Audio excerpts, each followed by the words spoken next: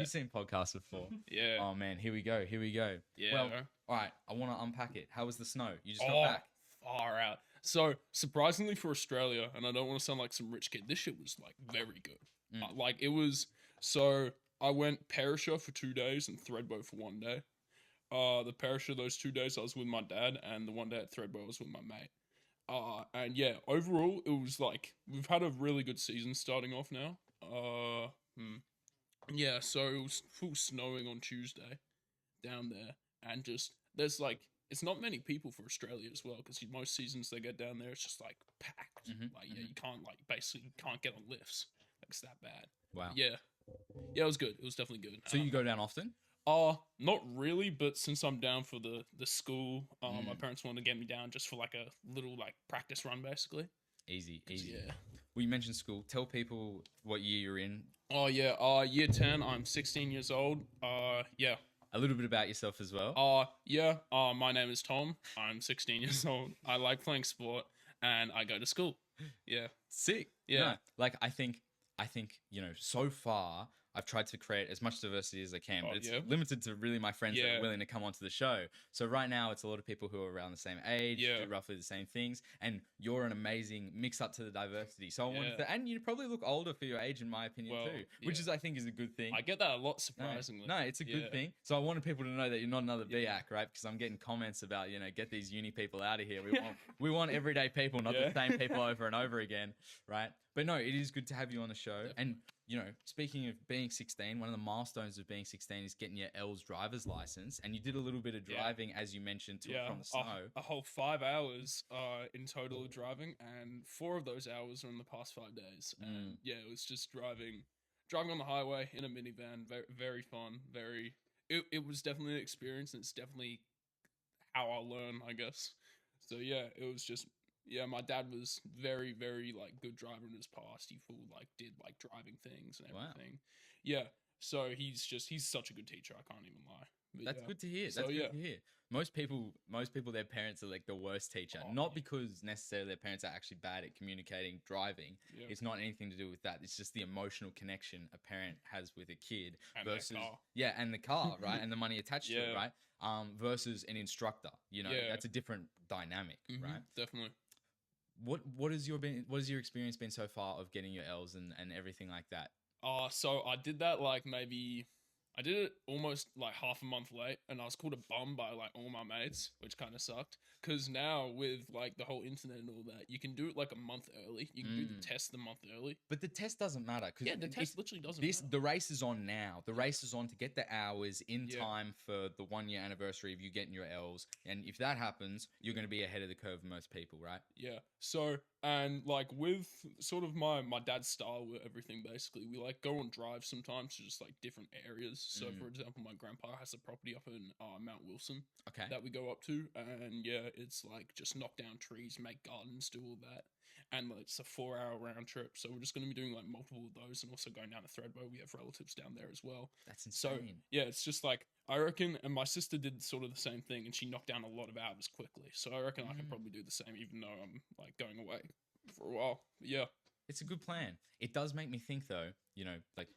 you're 16, you just got your license, right? Yeah. How many 16-year-olds, for how long is this process going to be the same? And how long is it before like autonomous driving just comes in play and you don't need a license anymore, right? Are you maybe one of the last generations to go through this L's process where you got to practice driving, or is it going to be just all robots? well, even then, my sister even didn't do a test online. She had to do it in person. The past couple years, they've made like the online thing where you just do a 6 hour course, which is just really easy. Then you just have to do like pay like $10 to do a test rather than going in, booking a test, doing everything. Yes. So there's that. But overall, it will probably like again they were talking about like hoverboards in Back to the Future 2 in like 2015. So I reckon it's probably a bit further than people think, but not like so far that it's like no people alive right now will see it. Yes, I completely Yeah. agree. I think all those things, we always talk about, AI and like, quantum computing and things like this on the show. Yeah. And everyone thinks it's, so close. Like cryptocurrency mass adoption is only, Yeah. 2 years, 3 years away, but they've been saying that for 10 years. Same thing with Yeah. AI, same thing with the quantum stuff, same thing with the autonomous driving that we're Yeah. talking about now. But those Teslas, you know, they can drive themselves, Yeah. right? And they do have the software for it. And I'm surprised that we haven't seen a lot of major other companies, big car companies, compete in that space, right? Because you know, you don't hear about Yeah. Toyota creating a self-driving car, right? But it's something that these Teslas can do that not many others can, you know?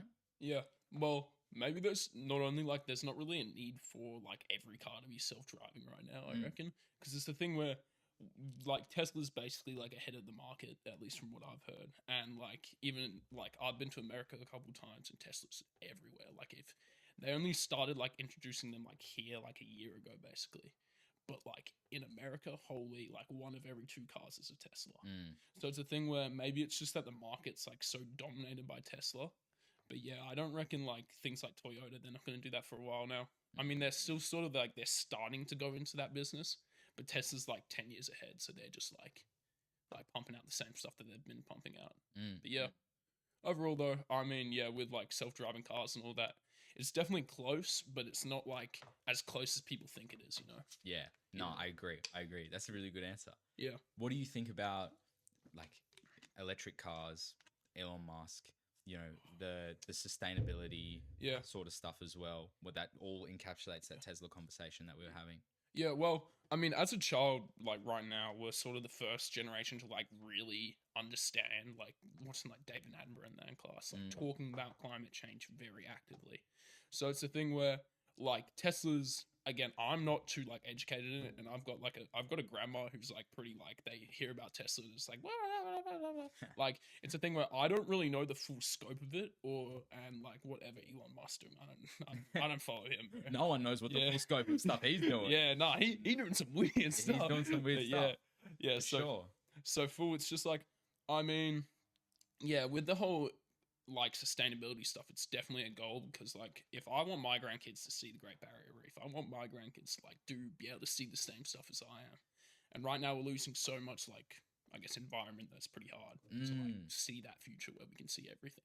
I Yeah. feel like, you know, a question that's going to pervade this entire conversation is, are the people of your generation, are the people who are growing up in school now scared for their future, right? They're scared that, you know, in you know 20 years, 30 years, when you guys Yeah. have your own families, are the Great Barrier Reef, you know, the Daintree rainforest, are those amazing things still going to be here, or are they Yeah. going to be destroyed by what we're doing on Earth right now, right? And like I think that goes for a lot of things, not just sustainability, but climate as well. Yeah. You know, if the climate warms an extra 2-3 degrees in your lifetime, right, your kids don't get to see half the wonders that you do, right? Yeah. So, and I think, you know, that bypasses other things like financial as well. You know, things are becoming more expensive, harder to afford, right? Do you think kids think about that today, you know, or is it out of mind? Like I reckon like after you've passed the age of 10, it's really like hammered home at school now, especially like we talk about it a lot. And it's become a thing where kids almost sort of fear the future in a way because it's like, damn, everything's like going downhill. It's like sort of like a sort of pessimistic way to view it. And even though like of course it's going to be really bad, I reckon like with great minds and great like just information, great resources, I reckon it can be stopped as long as the people who are heading the projects like actually want to do it, not like, you know, do it for the publicity or whatever. But yeah. What do you want to see for young people? Like, what would some of those policies be for young people? Do you think that would help a lot? Do Well, you have any in mind? Well, not not particularly. Yeah. But it's more like I feel as though everyone sort of thinks that like, oh yeah, here's a rapper. I'm like a drop in the ocean if I drop this on the floor. But it's that mentality that they don't matter in the big scheme Okay. that like sort of leads to this more. Whereas it's a thing where I reckon everyone from the companies to the individuals should like properly like understand like the impact that they're having. And I guess even more so than it is now, because schools are really changing up the curriculum to do with the world now, like everything that's happening, AI, all that. So what they're doing basically is, I reckon, it should be more taught about climate change and like actually like how it properly happens and like very enforced on how it should be solved. Because yeah. I understand.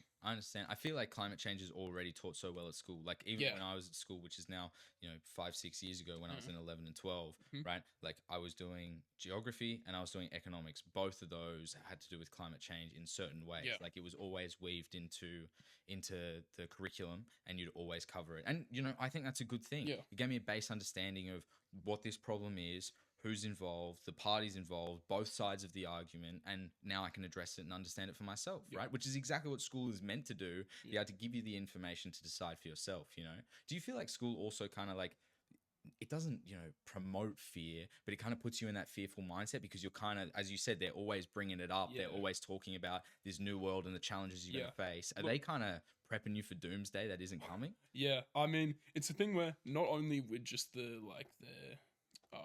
environment, Mm. but just with everything really. Like they talk about housing crisis, they talk about just everything that can go wrong is probably going wrong. Mm. Like, and it's the thing where, like, as a kid, especially as in like an impressionable kid, you see all this and it just wants to make you like give up or like be like, man, what's the point? Let me Mm. just go live out my like teens and 20s as like a degenerate and then be in debt for the rest of my life. But yeah, I mean, it's a good thing because like it is pretty like, especially at my school that I'm at right now, like it's pretty well, like everyone wants to do well with their life, everyone has goals. But places like, especially like the very like bad, like worse off schools, Mm. yeah, no, it's like as like a kid, I can tell like the podcast and everything, there are some bad stories out there of those Wow. like schools. Tell them. Nah, nah, I can't even lie. That's what I people mean, want to hear. Yeah, so really, it's just like it's people giving up on their future. Yeah, in all exactly. honesty. That's exactly what Yeah, it is. it's- It's disenfranchised youth doing silly things, Yeah, you know, and it's trauma expressing itself in different ways a lot of the time too. Yeah. And it's sad to see because, you know, as you talked about, the education system is sort of slow to act on these things, and only recently are they Yeah. starting to put AI and more, you know, realistic geopolitical things into Yeah. the course, you know, and with the focus on sustainability and climate Yeah. things obviously too, right? It's kind of like they're a bit slow to catch up, and it's not the right system for all kids. You know, some kids require a Yeah. different system. Do you think we need not just, you know, putting AI in the curriculum for some subjects, doing a little bit here and there? Do you think we need genuine education reform?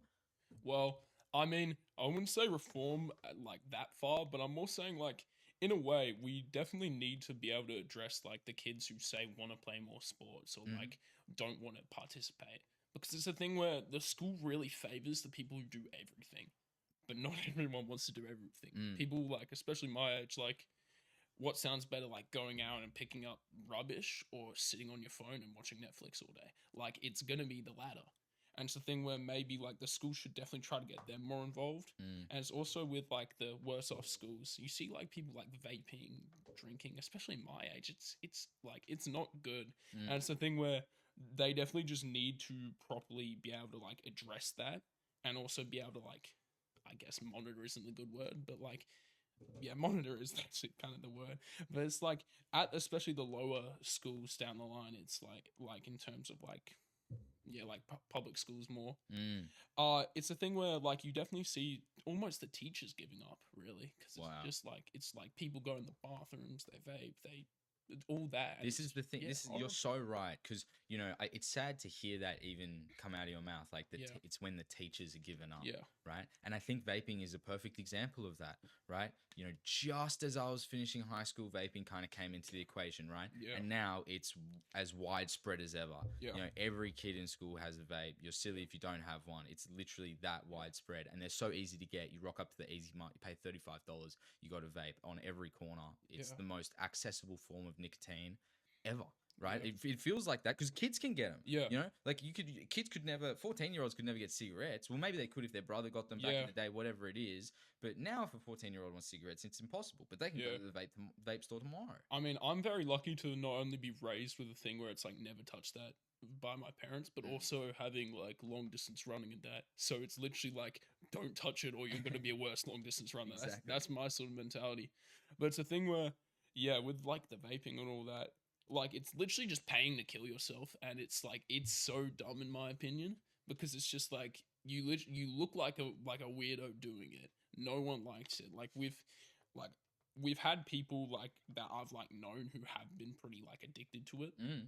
So it's a thing where I guess all our mates try to like motivate him out of it, but at the same time they sort of just like give up in the end, which is kind of bad. But now, actually, good story, he's actually doing better now, and if he is watching this, I'm very proud of him. But yeah, so yeah, he's doing better. He's doing all this stuff. But yeah, Anyway, Good to hear. yeah, No, I think, and a lot of people are quick to blame the kids, you know what I mean? Like quick to blame people in your year group, right? Yeah. Especially years 9 Yeah. to 12. Like, definitely. vapes are running rampant. Yeah. What do teachers need to do? What do they need to do to crack down? Or what does even the government need to do to, make sure that these vapes aren't so easily sold, that there's more education around the fact that you're right, you are literally paying to slowly kill yourself. Yeah. Even just starting the education at like a younger age than it is on like vapes and that. Because it's the thing where like they only really start talking about like the heavy stuff when like you're able to process it. But if it's like a thing where say like you're 9 years old and you're already learning about vapes, it's a thing where maybe that could like, again, I'm not a genius, and the reason why this hasn't been solved yet. Sorry. God damn. The reason that all the sparkling water. I know, bro. You're one of the first guests to take the sparkling water, actually. So that's why. Yeah. So, yeah. Yeah, it's a thing where, again, if the solution was so easy, the government would already have it. Like, because vaping's a thing that no one wants happening. They don't want their kids to be brought up in this sort of degenerate sort of like environment. Yeah, environment, yeah. So, I mean, if I was like, say I'm prime minister for a day and they say solve the vaping crisis, my first idea would be like teach them like younger about it. And also the way that cigarettes are sort of like marketed, right? You know how it's like, oh yeah, like the way that the smoking ads, like the yeah. I've been smoking for 50 years. Yeah. And then like it says he died after the thing. It's a thing where if we just had that for like vaping, like a bit more, like, because vaping's new, of course, so it's just like a thing where I reckon it's a combination between the actual companies have to have like integrity. They have to like show what they're selling, and also schools and different like learning systems have to definitely like teach earlier, like imprint it on your kids early, rather than them hearing about it through their brother partying and then be like, man, this is cool, I'll try this. Like, Yeah, it's so widespread. Yeah, and it's sad, really, because it's like right now it's just getting worse. It feels like that. It feels like every second kid has one, and the thing is, as you said, there's no integrity around it, because who knows what's in those things? They're literally just coming straight from China. On the box, it's all Chinese. You can't read a thing. And they look cool. They're way cooler than a pack of cigarettes with like, some like black lungs or something on there, right? Yeah. There's so many other problems that your generation faced too. And I think, we talked about AI a little bit, and that's a really good one. Especially, AI's disrupted nothing like it's disrupted that education system, right? Like, it's, people talk about, in the corporate world, AI is going to revolutionize things. Bro, I used to do homework. Now I didn't have to do homework. Like, that's literally black and white for the 2 or 3 years that the education system was too slow to adapt to ChatGPT, right?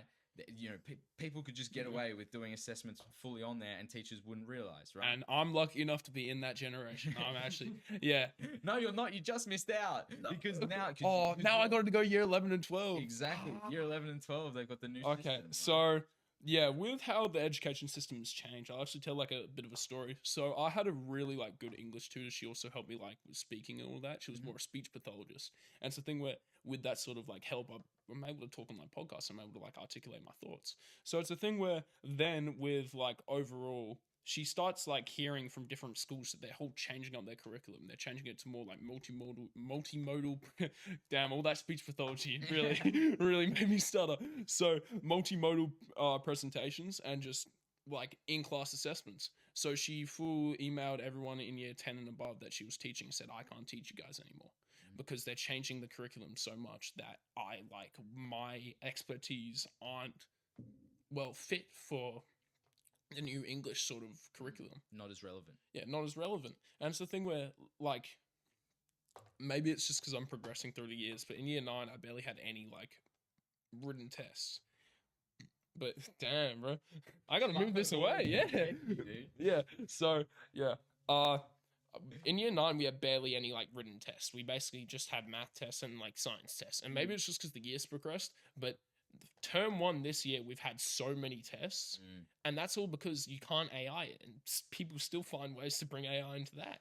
It's a thing where and this is my opinion, it's just become like a race between how fast they can advance AI and how fast the education system can evolve until eventually it hits some sort of climax where the government may have to step in. Someone's going to have to step in to make sure that this like can stop happening. So then the education system has to like stop changing. Well, one thing that you've told me that they've started doing is more in-person exams, Yeah. more, unknown, unseen questions when it comes to assignments and things like that. Yeah. Do you think that's obviously starting to play a bigger part? Do you think that's the future? School just becomes tests, like only exams with paper and pens? Or do Yeah. you think, the school system and the education system needs to embrace technology and go, look, these AI systems are here to stay. Yeah. We shouldn't teach them on pen and paper anymore. We should figure out a different way to do this. Look, in my opinion, there's either two ways. Either everyone goes cold turkey, or everyone embraces it, and there's no in between. You can't have like the middle ground anymore. Which way do you see it going right So, now? Right now, they're gonna, in my opinion, what's gonna happen is they're gonna go to pen and paper for a bit, and then they're gonna realize, damn, this is here to stay, and then go to the AI. So, like places like China, for example, they're already teaching like AI lessons, like Yes. school lessons on AI. So it's a thing where, like, slowly, I reckon AI will be worked into the curriculum to like be used like better, and to like give students advice, which I guess could also be kind of bad because then you give students advice of how to cheat with the AI through the lessons. So yeah, it's a very complicated topic, and especially as like a 16-year-old, I don't know how different it's gonna be in like a couple years.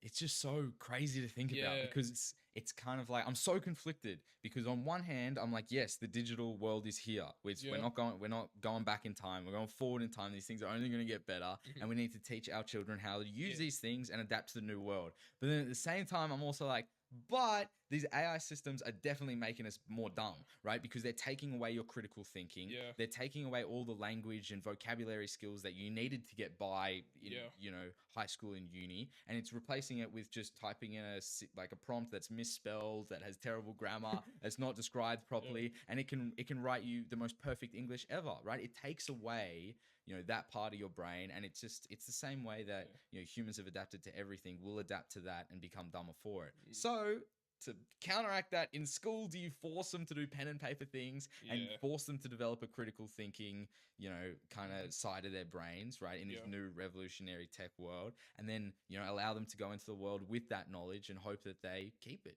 I honestly, for the betterment of like society, I reckon that's what they should do. Mm. But it's a thing where it's going to be hard to tell because like AI is advancing at such a hard rate that we really can't predict what's next. Like sooner, like there's literally AI programs that like make sure that they aren't shut down, like Terminator shit. It's just going to get to the thing where it's like, this is like one of the strangest times, especially for like a 16-year-old, but just for like everyone, just looking at how this thing's advancing. Because like ChatGPT wasn't a thing in 2020, like started 2023. Then it just came like, actually it like started. That's when it 2022. launched. Yeah, Yeah. when it launched was then. And from then to now, like that was year 8 for me. Year 8, year 9 was just like, it was more of a glide than it should have been, because it was just like, damn, I can literally just put like a book into the thing, summarize this, and like it will do it for me. So it's a thing where, yeah, honestly, I don't know how it's going to change, like how the education thing is going to change. What it seems like right now is they're going to switch to the more pen and paper stuff, try to avoid the AI completely. But maybe over time they realize that it's going to be a losing battle, because if the AI has been funded by, like, for example, government and that, it will just keep on progressing to a point rate where it might be on someone's Apple Watch, it might be on someone's, like, if they get like Meta glasses or something, like it'll be on someone's Meta glasses, they'll have like an ear chip in. Like it's a thing where it's just going to be very hard to tell like what happens from here. And I mean, hopefully we can still be smart, we can still free think. But yeah, it's just gonna be gonna be tough. Yeah, it's gonna be tough. really tough. Yeah, And not just tough for kids your age, but people my age, people of all ages who are gonna adapt and learn and use these AI tools. Because right now, only a small subset of people truly understand AI's capabilities, right? And all you have to do, like in the last episode, we brought up this video that was completely AI generated, like and it's a crazy video that goes back in time. It shows the pyramids, it shows prisoners escaping from Azkaban, all this crazy stuff, and it's just all AI, right? And that ad, which was 45 seconds seconds long would have cost millions of dollars to produce in real life. But on this AI system, it was $4,000, Yeah. right? So it's revolutionizing the game, not just on the education system, but on the business front too. And I guess like because you're pretty like tapped in with the business, like finance and that. So, and that's also why you sort of did this podcast with just like actually make it, haha, everyday people, guys. Yeah, everyday people just being able to like talk authentically. Yeah, But yeah, exactly. so it's a thing where like, especially even being on the bus, like I see AI ads, like it's going to affect the marketing so much to a point where we won't even be able to tell what's real and what's fake. Mm. And like also, yeah, it's just like you can just slam it into AI, save so much cost. And why wouldn't you do it? You don't care about your customers. You just care about like how many customers you have. Yeah, you So, care yeah. about efficiency, Yeah, right? efficiency and money. Yeah, and you know, Yeah. sales numbers and Yeah. profitability, right? And if something's lower cost and it's going to be Yeah. more efficient, then that's Yeah. what you're going to go by. Yeah. It's a very, very strange shift, and I think, you know, it's another thing on kids' minds that's new on top of all the other Yeah, stuff, yeah. right? Because, you know, kids were under a lot of pressure before. Now with the AI stuff, Yeah. it's like, is this the straw that's going to break the camel's back? You know, Yeah. I think you talked about the Meta glasses before, and I guess that can lead into a little Yeah. bit of a social media conversation too. Ooh. And that's been weighing down not just your generation, but my generation, all generations, I guess. Yeah. And I wouldn't say weighing down. That's a bad term Yeah, to use, yeah. but it's been impacting and a new thing that people have had to deal with. And a lot of people, you know, older Mhm. people think that the younger people are worse off with social media. What's Yeah. your experience? Well, the government, like Australian government, introducing the bill of banning everything under 16, got, in my opinion, it's one of the stupidest things I've ever seen. I can't lie. Wow. Okay. So- let's discuss that. So basically, they're banning like a couple different platforms, like Snapchat. all Yep. that. However, doesn't that not stop people from either like faking their ID or going to a different platform?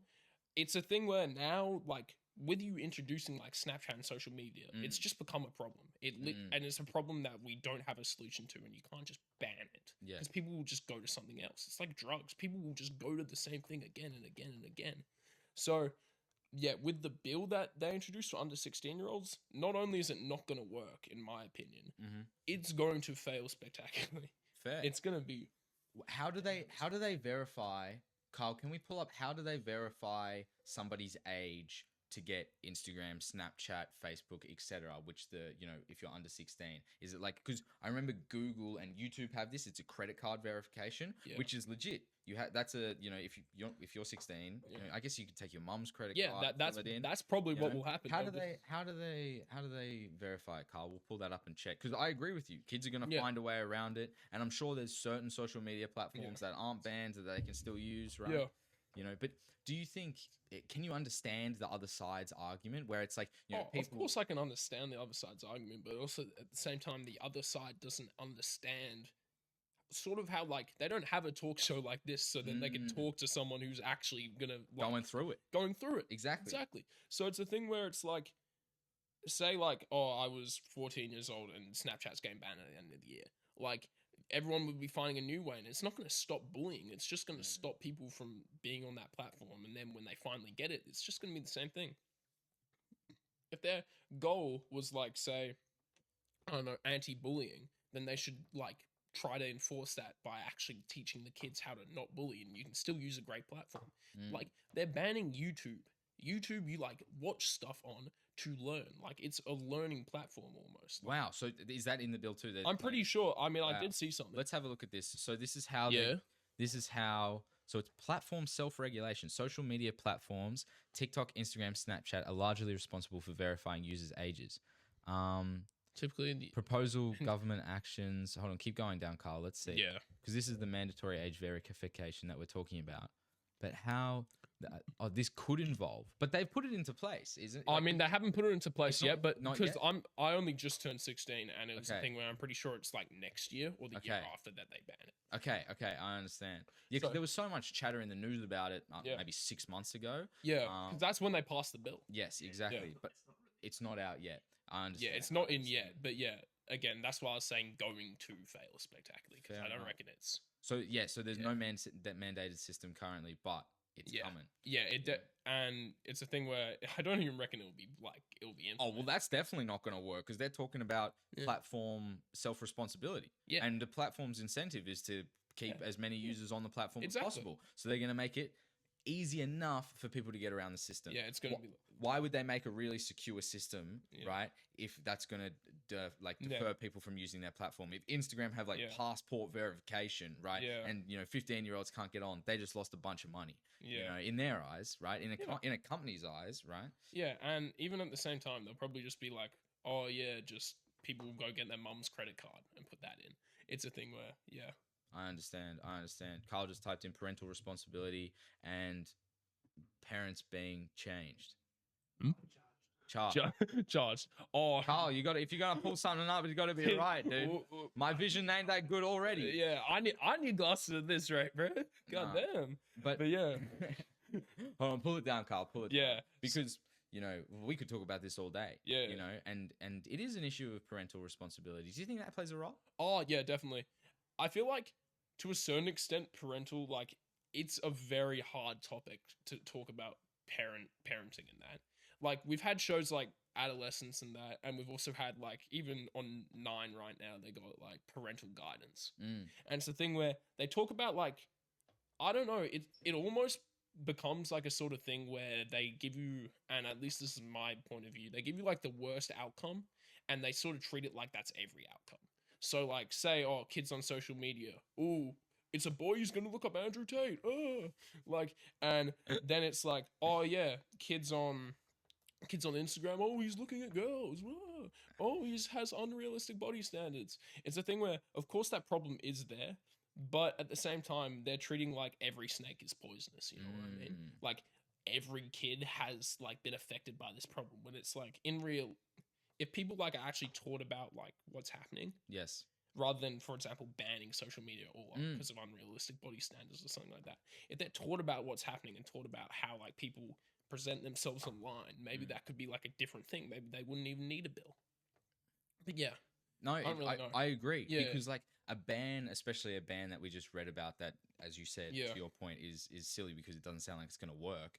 A ban doesn't say change anything, right? We're still going to experience the exact same problems we're already experiencing now, definitely. right? And your generation, this is a terrible statistic to even say, but your generation suffers the highest rates of depressions, the highest rates of anxiety, and the most suicides, right? That's terribly sad. Like if you like, how crazy is that? People between the ages of like 11 and 20 are more disenfranchised than people between 40 and 50. Like people, like disenfranchised people at 40 and 50, they might be homeless. Their like life hasn't gone the way that they thought they would. They might have lost their job, had a terrible divorce. Whereas a lot of people between the ages of 11 and 20, they're just growing up at home. But the school system, the food they eat, their relationships, whatever the trauma that was enforced on them, whatever happened to them, right, just made them say that was enough. And even then, I did also sort of like, and this is gonna sound really weird coming from like, ooh, private school kid, wow. But I did suffer from like mental health issues for like a while,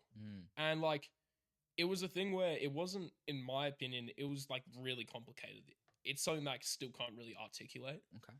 But it was a thing where like, I didn't really feel it was on anyone. I didn't feel like it was on like the like social media or my parents on anything. Hell, my parents probably were the best people ever in that situation that I was in. I can't even lie.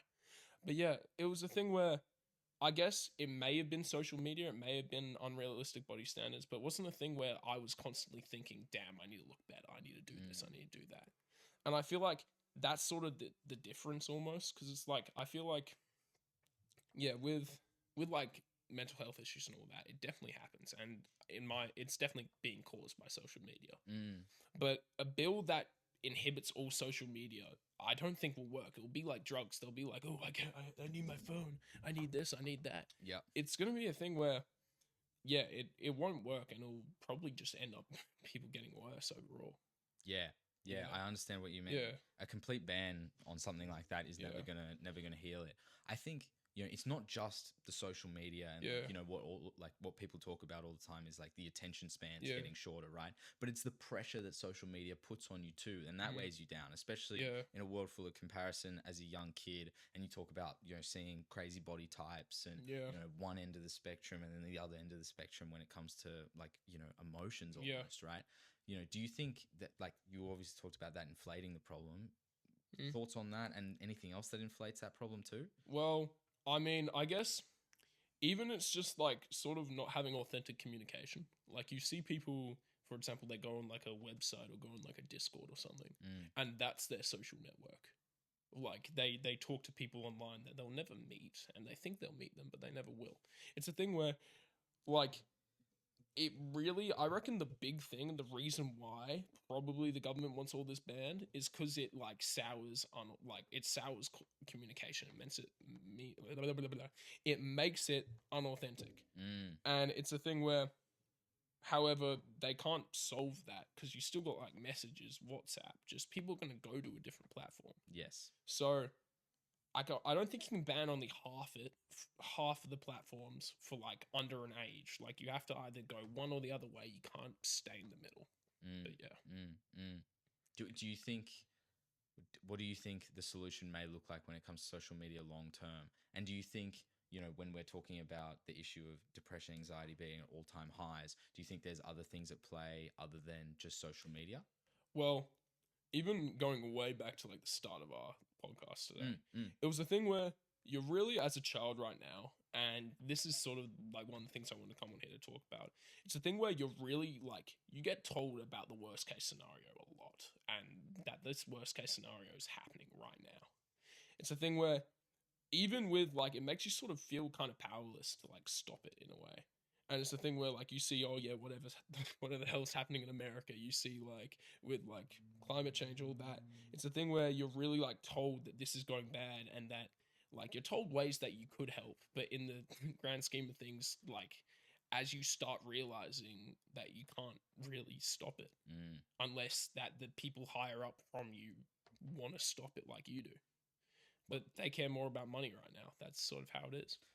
Nathan and I, a guest that we had on the show last episode, or sorry, 2 episodes ago, talked about this exact thing, how people in society don't really believe that it will get better, right? Yeah. Because not just because of the world that they live in and experience, but just the visual and the narrative that the media paints, like the way that government policies formed, the way that news is distributed internationally. It's kind of always in this like, things are kind of building and never really getting better. And there's always these, especially now, it feels like there's always new wars and new conflicts and new things popping off, but none of the old ones are kind of ending, right? We're just kind of living in a perpetual bad story, and that can't keep going on for too long. Otherwise we end up with terrible consequences for humanity potentially.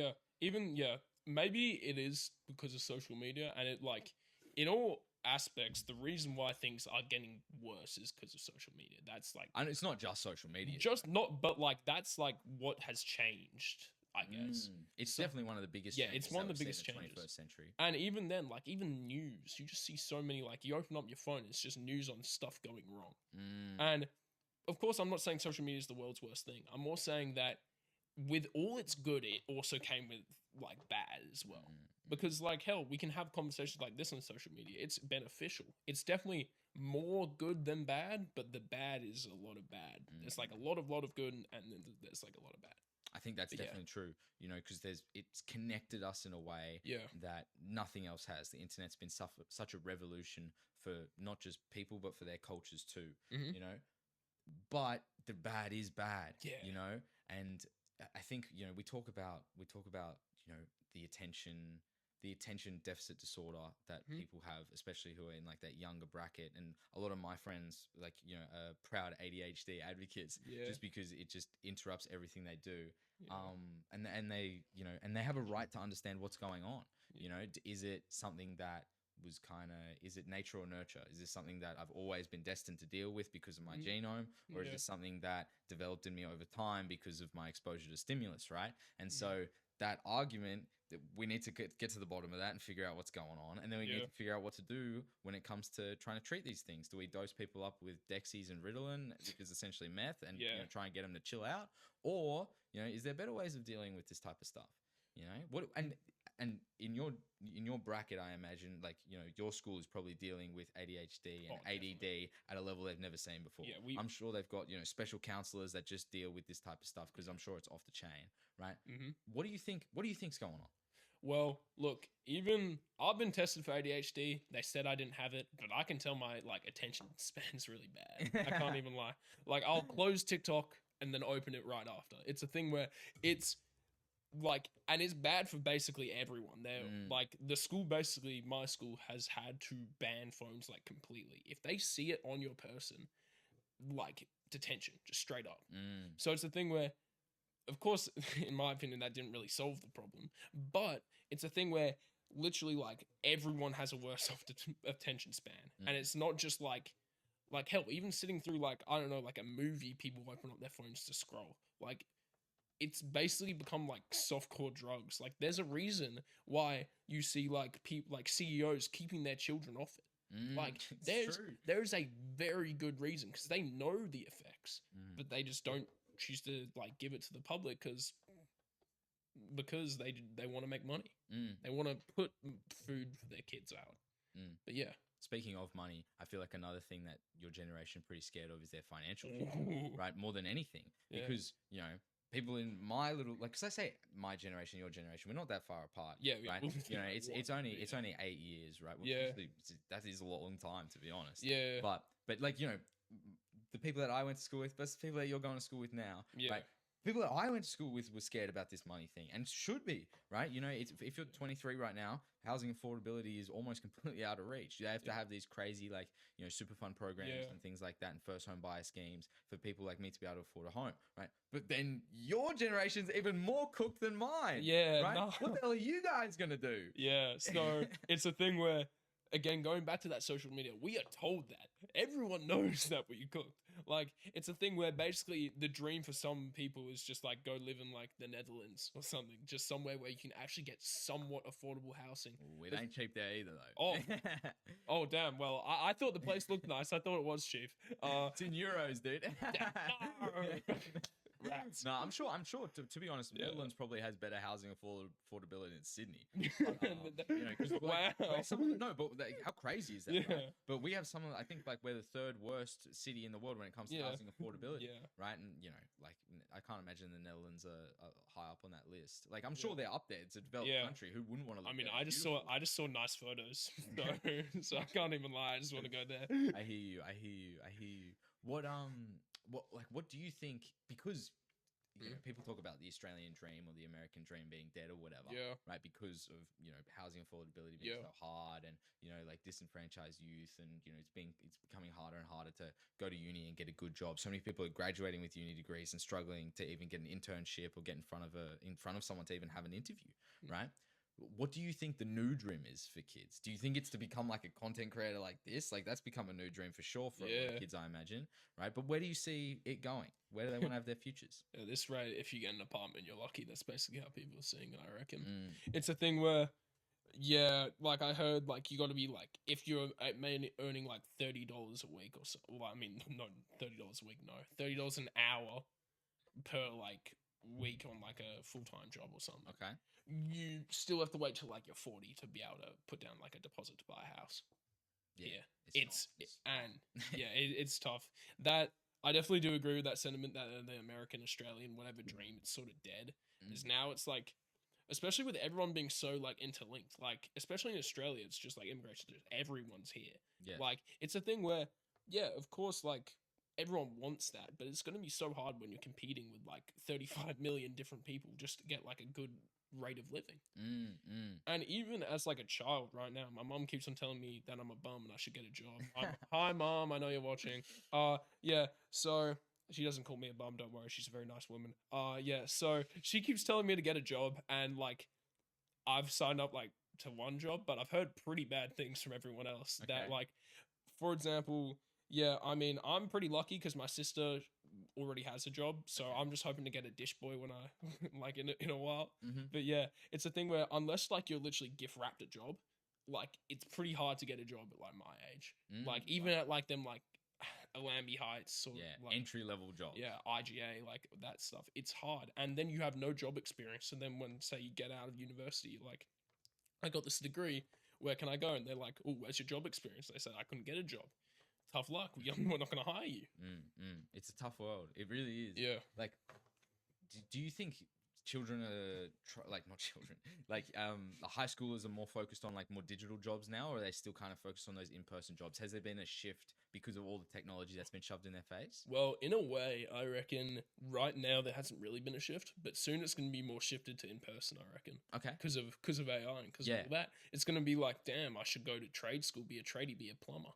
That's how it's gonna be, in my opinion.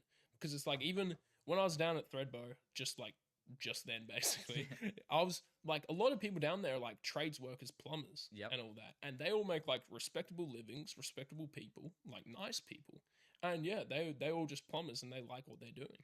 So it's the thing where I reckon it will become a thing where plumbing and like being a tradesperson, it will become more and more like widespread, which in all honesty is a pretty good thing, I reckon, because then it's like maybe we can try to stop the housing crisis that's going on by having more bodies to build shit. But yeah, I mean, overall though, it definitely affects it. Like, or like online jobs, offline jobs. Right now it's pretty even, but soon it's gonna come. Everyone's gonna go for the offline jobs because the online jobs are already taken up by like a program. I understand. Yeah, you're Yeah. probably right. You're probably right. You know, with all the AI stuff that's going on, Yeah. I wouldn't be surprised. Because yeah, people want to cut costs. That's going back to like that marketing thing. People just want to cut costs That's it. as a company. If, if you're a company, you're motivated by profit. Your shareholders have a stake in the company, and if you're not acting in the interest of profit, then your shareholders aren't going to get juicy dividends, right? It's that's the communist system we've built. Yeah. And all companies sort of adhere to the same sort of thing. We do see good companies though doing good things, you know, and there are a lot of non-for-profits doing amazing things too. Yeah. Right.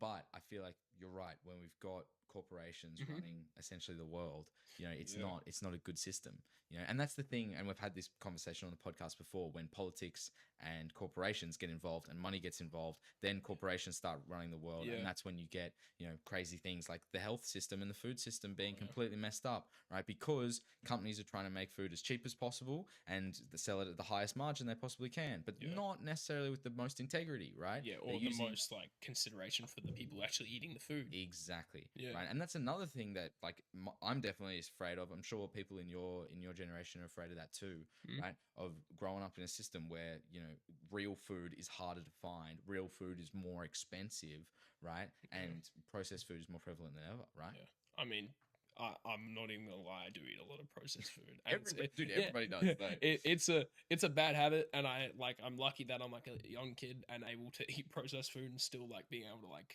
I guess not get like tubby. But in the future, I'm definitely gonna have to worry about like making sure I'm eating my fruit and veg, all that.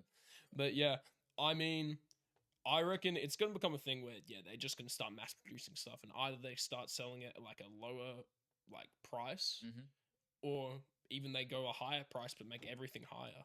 So people are like, damn, I really want some Tim Tams right now, but they're $9. Like, they're still gonna buy the Tim Tams because like there's no other Tim Tams around. But yeah.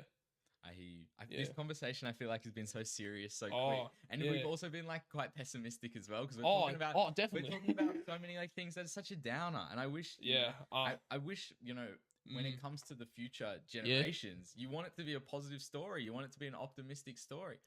What do you think your generation though has on previous generations? I think there's some things that you guys have that are going to help you in the future for sure. Oh, well, even just the information right now. Like having Google is literally like not even like a hand-holding thing. It's something that can give you so much like experience so fast. It's the thing where even, for example, like making a workout routine, rather than having to like go get an expert to make it for you, you can just like look up like best exercises to work, like upper chest, lower chest, and then you just find it.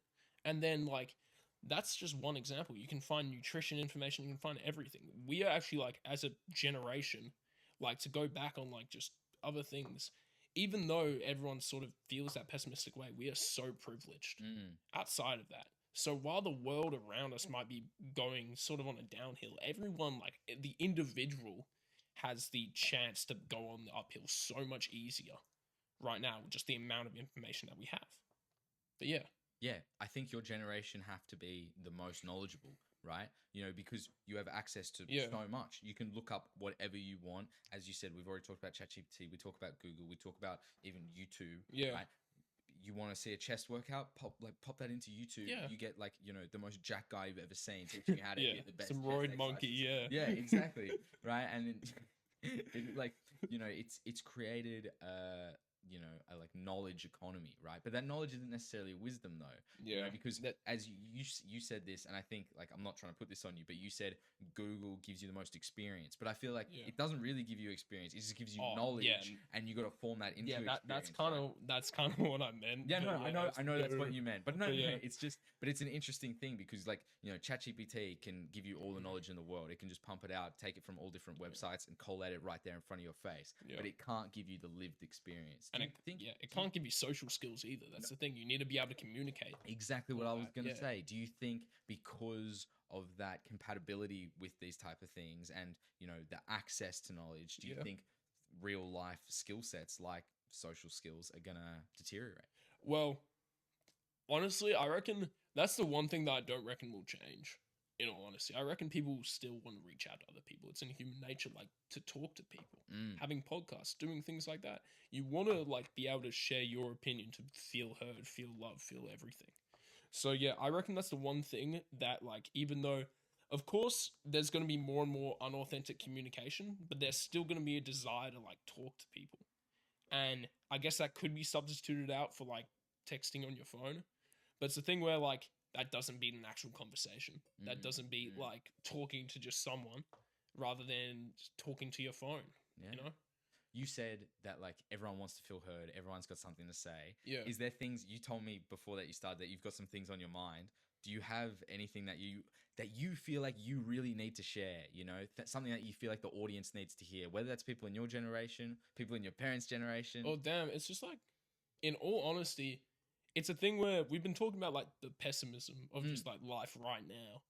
But it's a thing where I think many people, and as someone who did sort of like have kind of poor mental health for a bit, I didn't really see an end, but like you just have to sort of like, I guess, no better term, like just thug it out, like just keep going. Cause like there's really like no paradise that you can like run off to where everything can go better. The only Mm. way that you like can like struggle and like survive, I guess, in like a world where like stuff costs so much, is to just like keep living day by day, keep wanting to like endure, like, and all that. And that's honestly like the thing that, especially like I like want to, I guess even in the future, like teach the like tell people that they can like go through stuff and just keep going, because like that's where strength is. It's not who can lift the most weights. It's not who can run the fastest. It's for who can go the longest. Basically.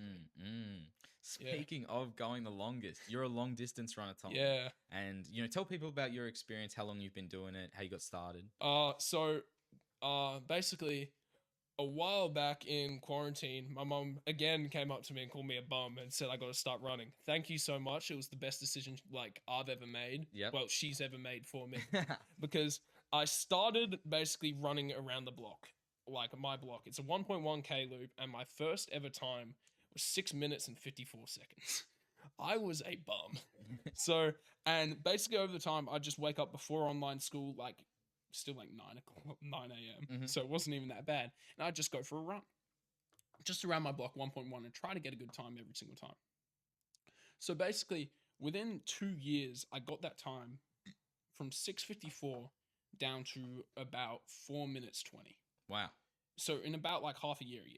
So, and the thing was, it was just then I was so lucky to have a father and a mother who really wanted to champion like me going further beyond, like go like actual try to like win stuff with it. Mhm. So yeah, it was just, I was also privileged to have good trainers, good coaches, mum who cooks really nice food. Damn, I'm really talking about mum today. Yeah. That's a good thing to Yeah, do when you know she's gonna be Yeah. listening, though. Well, I mean, yeah, I mean, not just because you're listening, mum, it's because I actually appreciate it. But yeah, so basically a thing where, yeah, I was very lucky to have parents who can push me to like my limit. So now I'm like, I've competed in the like CIS, basically all the cross country teams for like schools in like private schools in New South Wales. I competed there since 2021, so 5 years. Damn, that's longer than I should have. So yeah, I've competed at cross country at that level for 5 years, and I've gradually gone from 22nd to like 16th, Wow. and I'm about like not far off from getting to the higher level of state. Mm. And it's a thing where honestly, it's just gonna come down to like who wants it more and who trains. And for some reason, my age group is really like, maybe it's because everyone was running during lockdown in my age group. But yeah, there are some beasts in my age group. Wow. And it's like, especially in the carnival that I run, like CIS, I'm pretty sure most of the people who make CIS, because they go to private schools and Yes. they have like the better facilities, they're gonna make the state team. Okay. So yeah, honestly, it's a thing where I definitely want to like, I want to keep going. I want to like get to that. Yeah, running has definitely had a renaissance though, for sure. Definitely. With, advents like Strava and run clubs and fitness Yeah. tracking and all those sort of things. And there's also become like run influencers as well, which is like something that I don't know anything about, but it is funny. In its own right. There are some influencers out there who are pretty funny in terms of running. Dude, do we want to pull some of these Yo, guys up on the search show? up Ashton Hall. Oh. Bro, Carl's gonna love this, bro. Ashton Hall running. Just look up that. He loves little Ashton Hall. I know Ashton Hall. Bro, Ashton Hall, I don't know what he did to get big, but the guy's juiced out of his mind. And his videos are so silly. I actually don't like Ashton Hall. I don't like him. He's such a silly guy. But like I don't like him at all, but at the same time he's so funny. Look, I'm not gonna say I don't like somebody. That's a bit tough. But when somebody has such a platform like Ashton Hall, right? Yeah. A huge following, a giant influence over so many, right? You think that he would use that for positive, for good, right? But he just posts these silly videos about him getting a massage and then putting on a fitted suit and then parking his Lamborghini or something. Yeah. And like I understand that's how he got views and that's what he's maybe That's his fans formula, want to see. But I think you maybe, do you have a responsibility to be an advocate for positive change if you've got an audience like that? I think if you're a good person, you probably do. Go, the job ain't done. Keep going. So, yeah, in all honesty, he's sort of like one of those influencers who are like, oh, we're the best. Blah, blah, blah, blah. Like, yeah. So if you talk about run influencers, this is the one. The thing is, when he's running, he never even looks like he's running that fast. He's so hindered by his size. No, because it's the slow-mo. It's just he's running fast in slow motion. Yeah, like... Right. So he did a race against another influencer, lost 4 times in a row, and got really mad at him. So it's a thing where because he's slow. Yeah, he's not that fast. Yeah, so Ashton Hall's a running influencer. He's not that fast. Yeah, so it's a thing where. You were beating me. Oh, it's speed. I know. Yeah. Speed. This is exactly the type of argument I'm having. These guys are just so silly online, but they could be impactful. To be fair, I do. Speed's actually like he talks about like. He does. Yeah, he has streams of like different countries and that. Like, hold on, pause it. Hold on, continue on. He is full like, and this is a thing where we're going back to like sort of positive influences and influencer. People like Ashton Hall, these two people couldn't be more different in my opinion. All right. Because there's a thing where Ashton Hall, like this guy, he's sort of like uses his platform like as like a money like way. Where he doesn't actually like love it, he uses it as like that's his business basically. He uses that to promote other businesses. He uses that to like do all that. Like whereas Speed, for example, he does it for the love of the game in a way. Where it's like he likes doing like you wouldn't know dedication if like because this guy, well like his dedication right with this he was streaming for like 3 years 0 viewers and then he suddenly blew up. It's a thing where rather than just doing it for the money, he was doing that because he wanted to do it. And yeah, so, and honestly, that's the way that you get like that sort of, I guess, responsibility, I guess. Because like Ashton Hall, I guess he probably just sees like, oh, money. Whereas the other guy, he sees like, damn, this is like what we should do. I want to like be there for people, like be able to go do good things with my platform, but do good things with people and for people. Do you see that in yourself a little bit? Do you want to take your own advice where, in Speed's sense, he was always doing something that he loved to do? Do you kind of have that same mantra and motto moving into year 11 and 12 and then your eventual career? So yeah, my career, what I want to do, I definitely want to be around sports. Like I like basketball, I like running, I like going to the gym, I like doing all that. So I want to be around sports in some sort of way. Maybe not a physio because that's a 99.5 and I'm not going to be able to get a 99.5. I would say that much. I'll strive for it, of course, Mum. I'll make sure I do well. But yeah. 99.5 is out of reach. Yeah. For like, almost all kids. Yeah. Because it's not, because getting 99, Yeah. it's that's genetic now. Yeah. Because you can put a certain amount of effort into get Yeah. maybe like a band 5, band 6, Yeah. and there are ways to Yeah. get there. You know, certain study techniques. You know, being really switched on and just like taking it seriously and dedicating the right amount of hours, having the right people around you, getting tutoring for Yeah. things that you're not good at. Yeah. You can lift yourself up. If you're a 75 student, you're not getting to 99. Yeah. It's not going to happen. Yeah. Like I worked as hard as I possibly could, and I got 92 and a half. Yeah. Right. And That's- it's just like, it was the best I could do, you know? Yeah. So honestly, it's a thing where as long as I'm around sports, I think I'll be happy. Around sports, around like either nutrition, again, ironic from the person who literally said like 10 minutes ago that he only eats fast food. Like muscle stuff, like I guess like a physics sort of way, I guess. Yes. But yeah, it's a thing where if I just get to be around something that I love doing, then I reckon I can not only be like joyful while I'm like doing that job, and then I can like my biggest fear is probably being stuck in like a 9 to 5, like on them box office job, like not actual box office like movie, Box office. but like I hear you. a boxed up office Yes. that you see in movies that like people, you know what I mean? I know exactly what you Yeah. mean. I've seen The Incredibles before. Yeah. I know how that Oh movie yeah, starts. yeah. That's one of my favorite office scenes, I think, when he just punches him straight through the wall and he goes Yeah. through. Because it's just funny. It's just Yeah. hilarious. Ah! Yeah.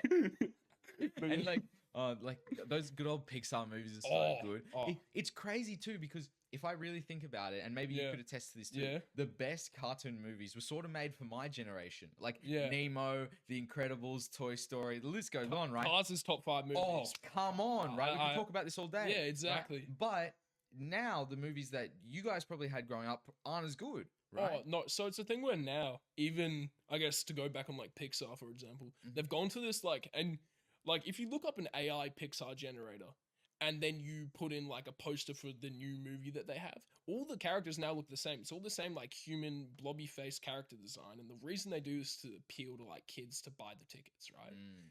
But like back in like I guess the day that you could The call- heyday. the of heyday, Pixar. the heyday that we were around for, I guess. Yeah. Like Cars, like Toy Story, How to Train Your Dragon. How to Train Your Dragon, like actual like full like interesting ideas. But Monsters now, Inc. yeah, Monsters Inc. like actual like interesting character designs and all that. I'll watch those movies today. Yeah, I still be watching that. Yeah, Pull up Monsters Inc. right now, Carl. We'll get it Yeah, live. yeah, Nah, but they Yeah. still have value. They're genuinely good movies, you know. Yeah. They really are. But then you see the ads for the new Pixar movie, as you said, they all look the same. Yeah. You can't tell the difference between this one and they did another one they did Yeah. 3 years ago, yeah. right? It's it's just kind of copy and paste of what they have been doing And for a I guess while. that could be a sentiment to like, cause like look at these character designs, man. Like, look, it's literally like they like creativeness, but now it's sort of a thing where they've lost creativity in search for profit. Dude, Monsters Inc. is such an incredible, like, creative story too. Like, I know it's a kid Yeah, story to Yeah, think of, can't even like but it's like there's this other Yeah. dimension that is opened via these doors, where these monsters, who creep out your closet. yes, indeed, via these portals, Yeah. these doors, right? But what's even crazier is the energy source for this monster's reality is the screams of children. Like, Yeah. whoever came up with that concept and was like, "This Yeah, is how we're gonna and- have it." And like It's- it could really make sense because if you think about it, the kids would be like, "I just saw a monster and I just screamed," and they're like, "You sure you did, bro? Yeah. Sure you saw a monster." And Yeah, then that's why it's like Yeah. you can sort of believe it, like a Yeah. little bit. Like it's like this Yeah. obviously isn't real, but of course it- it's not it makes real, but sense. like yeah, this could like in like theory it could almost sort of make sense if someone like if we suddenly found that out and like Monsters Inc. did exist or Yeah. something like that. They do Yeah. such a like Pixar did such a good job Yeah. of not just in this movie but in so Mhm. many of their movies taking such a complex scenario that we just Yeah. broke down then and making it a fun kids movie. And like Right. Toy Story. Like Yeah. literally like all my toys just moved. like yeah. But now and I guess it's a testament to sort of damn, we really going into the pessimistic shit. So yeah, it's a testament to sort of I guess they've lost their gas, like they've just lost creativity in Mm. that. And it's a thing where now they're more focused on the profits and what they're making. Yeah. And I guess even the industry, like everyone hates that now. Like hates that sort of like like new Pixar movie came out like 2 weeks ago. Do you know the name of it? No one's Exactly. going to say it. No one's going to see it because it's just like it's not authentic. It's not anything. So yeah, it's a thing where I guess that it not only is the industry shifting to more the like bland, like nothing burger sort of films, Yes. the people are shifting to not want that. And this is where now we're getting like, we just had like a 10-minute discussion about Monsters Inc. Like it now people are shifting to more like the nostalgic thing, like, damn, these movies were really good. And they just go watch those.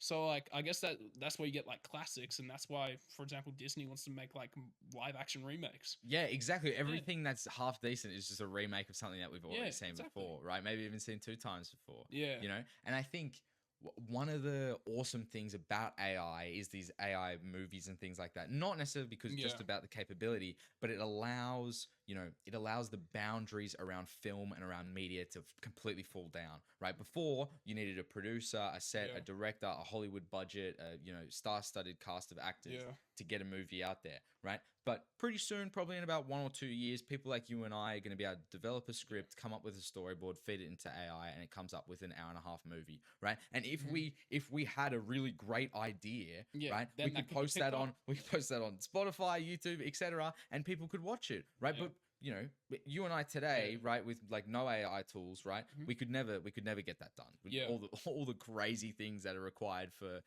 actual in-person shooting, media, etc. Yeah, even then, like right now, I guess basically all the viewers for this probably wouldn't know what I'm talking about. But there's literally like, if you scroll on TikTok, you can see like people making AI made series, like horror series on TikTok, which have like hundreds of thousands of likes and literally like theories about it on YouTube.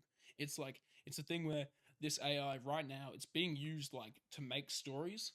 However, at the same time, to sort of counteract this, it could be, this AI introduced could be kind of bad, in my opinion, as like, I like watching like animation and that, sometimes like animated movies and that. Okay. And it's the thing where sooner or later, what they're going to do to cut costs again is to implement AI in like filler frames or something. Sort of like, it will take away from the creative sort of integrity, in my opinion. So in total, I reckon like, again, AI, literally most double-edged sword ever. Like sharpest double-edged sword ever, as it will give so many benefits to people, but at the same time it has so many costs, and that's just the thing. It's just lives in a grey area. And that's interesting, because we've talked a lot about this AI stuff. It's been a pretty pessimistic chat, and I kind of want to bring the fun a little bit to finish the episode off, right? Definitely. So shit, bro, I do have questions. All right. So yeah, I guess throughout like your life, right? Because hell, you're doing podcasts, you literally have this very nice setup, which was said like 2 episodes ago, I'm pretty sure, but I'm going to reiterate because it is a very nice setup. Thank you. Basically, how do you think, like, I guess you've done like pretty well, especially for like your age and everything. How do you think like you've been able to do this? Like what's like been your goal, your driving factor, everything, I guess? Wow. First of all, thank you. Not just for the compliment, but for the compliments of the set and for coming on the show. To have the courage to come on the show, to speak your mind, to talk about such complex things at such a young age. I really appreciate it. And I know like this might be so weird because like people at school are like, what are you talking about AI on this podcast with this other dude? Yeah. You guys don't even know what you're talking about. Right? Not even gonna lie, if my friends find this podcast, it'll be a very interesting like sit down, because I've told like one of them about it and he's like, damn, that's sick. But then they're like, damn, Tom Brown, everyday people. I know that guy. But and that's why I want to say thank you. This like, it really does mean a lot to me. But to answer your question, there's a lot of things that go into it. As you've talked about, you've been a big advocate for your parents. They've helped so much. Yeah, in I love journey, you guys. right? And I could say the exact same thing. Yeah. They've helped me so much in ways that I can't even describe. And that doesn't just go for them, it goes for everyone. I think I'm a product of the people around me. And because of the people around me, I've been able to achieve, in my opinion, good things, so far. And hopefully on a bit of an upward trajectory, and keep going and keep that momentum pushing through. And that's what it's all about, staying on it, not falling off the bike, not getting off the bike and giving up. This is kind of the thing with this podcast, the thing with everything. If I just don't give up, I'll eventually have 50 episodes. I'll eventually have 100 episodes. I'll eventually have, really serious guests on, and great conversations and great clips and all these things, right? And it'll just become a manifestation of hard work. And that's what I've just applied to the podcast there. It's kind of carried me through high school, university, my, professional career as well. I could apply that mantra to anything, sports too, all of it. Yeah. I guess also just with everything like that you've done, when you said that you wanted to like, I guess of course you're gonna want to do more, like, but like in the past, is there anything you really regret passing on? Wow, that is such a good question. There's so much, But the thing is, I kind of think about it this way. I can't have any regrets because that would change the timeline of my life. And if I change the timeline of my life, I wouldn't be living my dream like I am today. Yeah. You know, because I really am. I wake up every day feeling destined and called to be here. And I wouldn't wish it any other way because I feel like this is like I'm living out destiny, right? And I think, you know, in a strange, crazy sort of way, this might sound absolutely insane, but the crazy, chaotic world that we live in is kind of just like part of that story. It's fuel for the fire. It like adds to the insanity that is my life a little bit. Yeah. And, you know, this podcast is a way to connect with that, to connect with people and, you know, express myself. And I think, you know, in the future, I do see that, you know, becoming more of a focus. I want to use this podcast as a platform, not for just conversation, but for potential businesses, potential partnerships, you know, friendships even. It's, you know, it's a blessing to have. But then regrets, if I could go back, change something. Ooh, so many things have gone so right for me in my life. Look, I don't have any regrets. I really don't. I'm exactly where I need to be. I'm called to be there. I think one of the things when I look back in my life, and this is maybe a bit cringe, and he'll definitely watch this, but if I look back in my life and I think about the biggest impactors as well, my brother has to be in there. Like if I was blessed with anything, it was him. Yeah. You know, because growing up without him, growing up, you know, in a different structure, growing up as just a single child, my life would be so different. Yeah. You know, and that is a true blessing for sure. Yeah. Okay, new question. 100 men versus one gorilla. Now we're talking. Yeah. We on to the real questions now. Damn, this is a tough question. No, it's not. The gorilla's gonna win. Because this is the problem. The problem isn't can 100 men physically defeat a gorilla, right? Because they might be able to. If all those 100 men work in tandem and, you know, overwhelm that gorilla and they have a good strategy, then maybe they could with their muscle power. Problem is, the first couple of guys that go up against the gorilla, like the first two people that go up, they're going to turn to mush. They're literally gonna get their heads smushed in, like bitten their whole face and body ripped apart, right? And everybody around them, the other 99 Donnies, are gonna see that, and immediately fear is gonna like spur in their brain, and the plan's gonna, you know, become a lot harder to enact. So I think, you know, people talk about it from a theoretical perspective, but if this was happening in real life, there'd be a large emotional perspective to it too, that people miss. And I think that's why the gorilla wins. Okay. What do you think? Hold on. Okay, so I'm thinking, right, like it's gonna go one of two ways. Either the gorilla is just going to steamroll everyone in like 2 to 10 minutes, like basically just lift out his arms, just spin around in a circle, and just like kill everyone. Or the humans will like do some sort of tactic. Like it really just depends on like who you got in there. If you got like a ton of people who are like scared, they're all gonna get squashed. Done. But if you got like people who are actually like, damn, like a couple of us are gonna die, but we gonna beat this gorilla, then they gonna beat the gorilla, I reckon. But yeah, because they could have like a Thanos style plan. While they sacrifice, like they send out a front line of all like the stupid ones, and then they start like full, like jumping the gorilla. Well, I just think if you were able to like somehow like tie down all its limbs, right? 'Cause 100, like no, but that's what you'd have to do. Yeah, definitely. You have to figure out a way to kill it, right? And like the only way to really get it in a position where you could kill it is it not being able to use its limbs. So you'd have to get like 10 people on each limb, and that's only after it's tired from killing like 30 people. I think. Okay, so they have no tools. They essentially have to kill this gorilla, right? Yeah. I think the easiest way to kill a gorilla would be the strongest person in the group with the longest arms choking it. Yeah, right? No, it's a chokehold. It's definitely a chokehold. Probably a rear naked choke, and you want literally the strongest guy to be in charge of that because he's gonna have to put this thing out. And he's also gonna have to, like, for example, what if the gorilla like falls on its back? You're gonna have to be able to tank the whole full like weight of a gorilla while still being able to choke it. Yeah, the lives of the other 99 men are on your back to kill it, exactly. Right? But the only way that you're going to have a free shot at its neck, right, and not get ripped off and thrown 100 meters, right, is if people have tied down the arms, people have tied down the legs, and, you know, you've got a free chance to just break that neck. If I'm in that 100 people, we send in, and like I have like the privilege to be like some like strategist. We send in out like 30 people who are like, damn, I'll do it for the team. So these 30 people will like they ain't seen their families again. I'm sorry. So then we send out the 30 people, and the gorilla's now like tired, right? So then what we then have to do is gradually have to like wear it down. Maybe get some like people who can actually box with the gorilla, see if they can like with like maybe get like 1 or 2 hits in, get it distracted, then like 10 or so people jump on each limb. Yes. And then you get like 1 or 2 people basically like full strangler holding the gorilla just to see if you can maybe get it down. And even then, it's still in favor of the gorilla. I can't even lie. I agree. It's a Yeah. big hill to climb. Yeah. I think your questions are better than my questions Yeah. today, Tom. Might have been all about like Okay. society Well, and yeah. pessimism. Well, and I mean, generations. see, I'm happy to But talk this is a about bit that. of fun. Yeah. Let me think. See, this question, in my opinion, kind of changes if you go the inverse. 100 chickens versus 1 dude. Who wins? The dude, for But- sure. But 100 chickens. That's a lot of I'm chickens. not losing the damn chickens. I'm not joking. I would like if there's 100 chickens, like how am I gonna die? What if they all jump on you and start pecking you? I reckon you'd be okay. I think I genuinely no, I know it would hurt, it would suck, but I don't think the thing is I don't think they could if you were in a Yeah. box, like let's say you were in the Yeah. studio and 100 chickens just filled the room and you were trapped, you were gonna Yeah. suffocate, there was nowhere to move, right? Yeah. Then you might be in some trouble. But if you're in a barn and there's just 100 chickens around and Okay. you can Well, move around, it does depend on the arena because you could just Yeah. start like sprinting around. all right, They you all gotta get give me tired. the arena, Tom. Where Oh, am I at? I'll say 10 by 10 meter. Actually, not.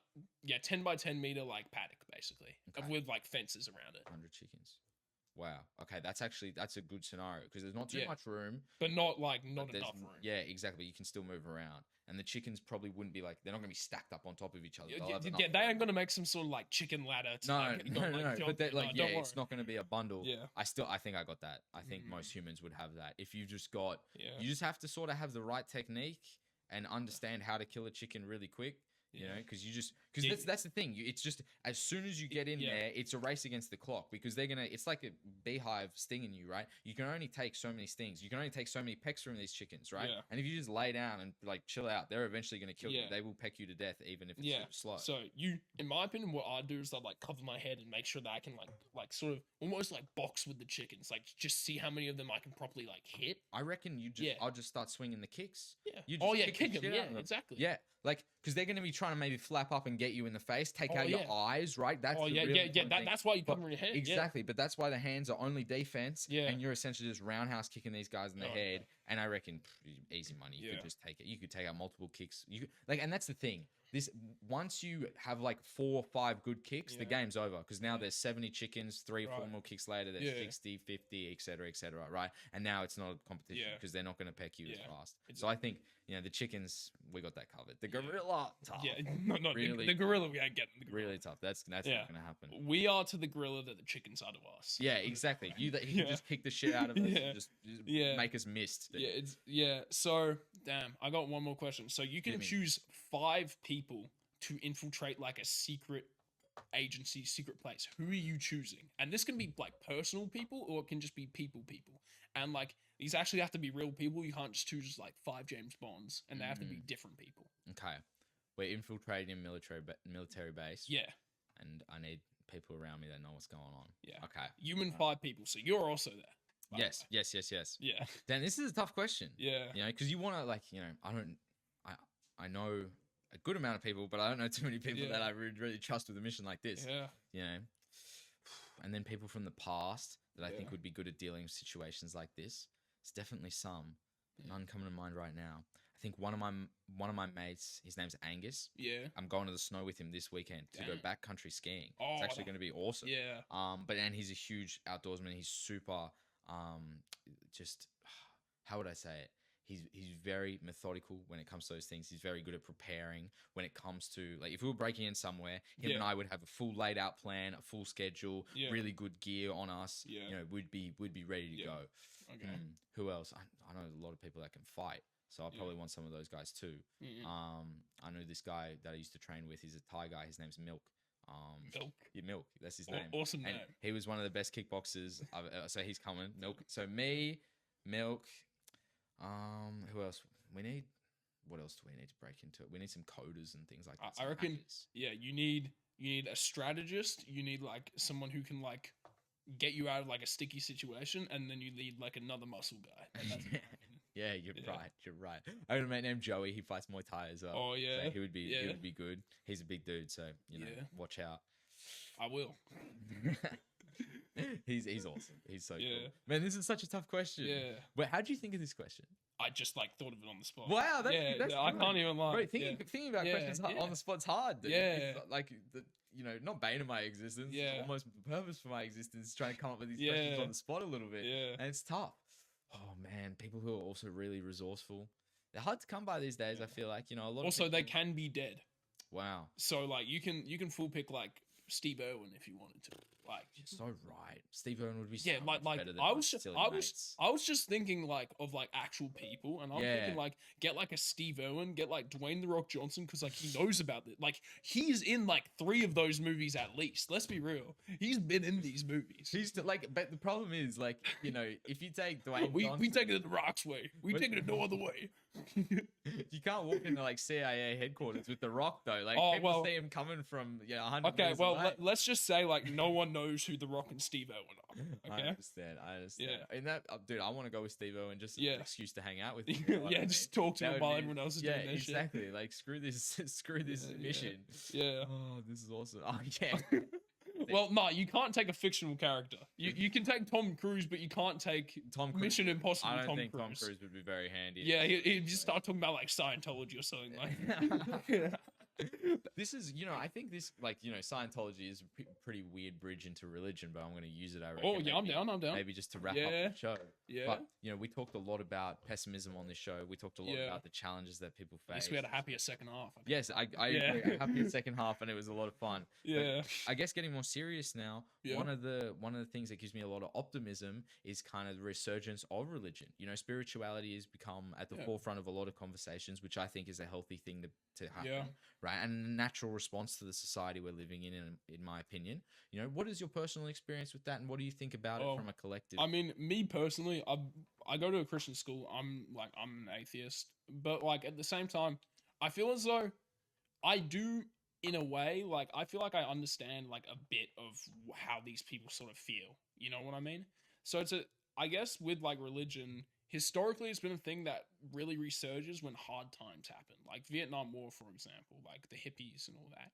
So it's a thing where I reckon with religion, especially right now, it's really resurging, not only because of social media, not only because of just hard times happening, like different wars, different everything. Mhm. It's a thing where people want like a reason, I guess, to like live their life happily, and religion is basically the gateway to it. Why do you think like the Bible, like religion was so popular back in like the Black Death and that? It's because they needed a reason to live. Mm. So, and I guess with like religion and all that, again, me personally, I haven't really experienced it, but like the people that do and like fully like it and like believe it, I'm actually so happy for them because I reckon it's such a good thing to have. Mm.